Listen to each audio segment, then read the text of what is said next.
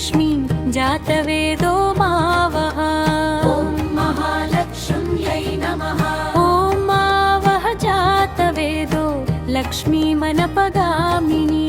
अस्यां हिरण्यं प्रभूतं तावोदासोऽहक्ष्वान्यन्देयं पुरुषनहम्।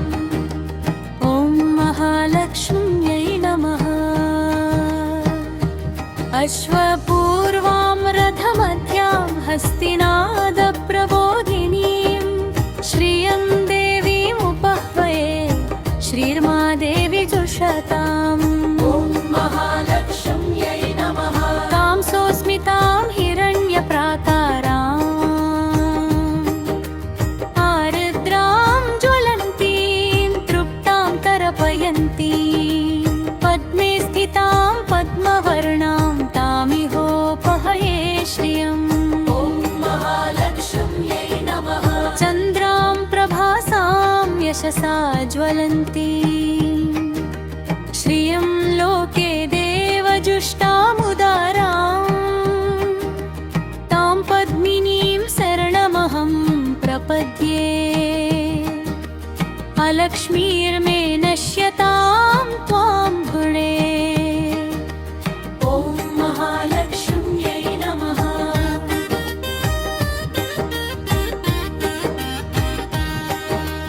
आदित्यवर्णतपसोरभिजातो वनस्पतिस्तव वृक्षोऽर्धबिल्वः तस्य फलानि तपसानुदन्तु मायान्तरायस्य बाह्या लक्ष्मीः। ॐ महालक्ष्म्यै नमः। उपैतु मां देवसखा कीर्तिश्च मणिना सह। प्रादुर्भूतो रश्मिराष्ट्रमस्मिन् कीर्तिवृद्धिं ददातु मे। ॐ महालक्ष्म्यै नमः। क्षुत्पिपासामलां ज्येष्ठाम् अलक्ष्मीं नाशयाम्यहम्। अभूतिमसमृद्धिं च सर्वां निर्नुद मे गृहातु। ॐ महालक्ष्म्यै नमः। क्षुत्पिपासा ममापुत्रीं वाचः सत्यमशीमहि। पशूनां रूपमन्नस्य मयि श्रीश्रयतां यशः। ॐ महालक्ष्म्यै नमः। कर्दमेन प्रजा भूता मयि सम्भव कर्दमा। श्रियं वासय मे कुले मातरं पद्ममालिनी। ॐ महालक्ष्म्यै नमः। आपसृजन्तु स्निग्धानि चिक्लीतो वस मे गृहे। निजदेवे मातरं श्रियं वासय मे कुले। ॐ महालक्ष्म्यै नमः। काव्यत्रां पुष्करिणीं पुष्टिं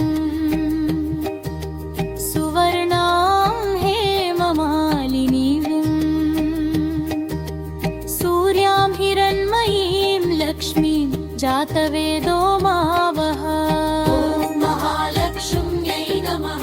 आर्द्राम्यकर्णीं यष्टीं पिङ्गळां पद्ममालिनीं चन्द्रां हिरण्मयीं यष्टिं जातवेदो मावः।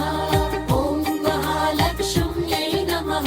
तां मावः जातवेदो लक्ष्मीमनपगामिनी।